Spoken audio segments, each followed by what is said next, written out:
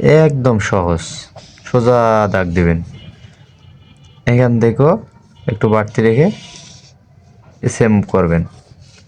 এই যে, এই যে,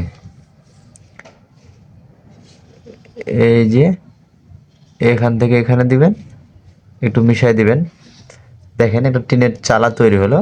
এখানে খুঁড়িটা, এই খুঁড়িটা একটু লম্বা দিবেন আপনারা, আর এটা একটু মোটামুটি খাটো দিবেন।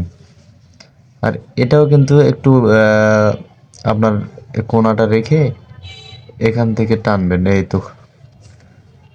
তারপরে সুন্দর করে মিশিয়ে দেন। দেখেন লুকটা কিরকম আসে, একদম বাড়ির লুক, তাই না?